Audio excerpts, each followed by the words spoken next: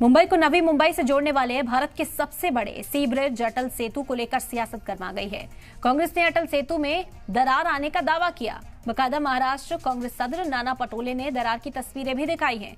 कांग्रेस ने इसको लेकर बीजेपी पर बदउनवानी का इल्जाम लगाया। वहीं कांग्रेस के इल्जामात पर बीजेपी ने पलटवार किया है।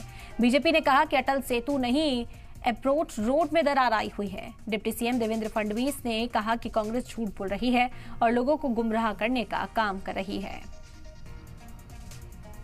तस्वीरें आप देख सकते हैं। कांग्रेस की ओर से इल्जाम लगाया गया कि अटल सेतु में ये दरार हुई है। हालांकि बीजेपी ने इससे इनकार किया है। कांग्रेस के इल्जामात पर एमएमआरडीए का जवाब भी सामने आया है। पुल पर दरारों के बारे में फैलाई जा रही है अफवाह। पुल पर दरारें नहीं आई है। उलवे से मुंबई को जोड़ने वाली सड़क की ये तस्वीरें हैं जिन्हें कांग्रेस ने पोस्ट किया है।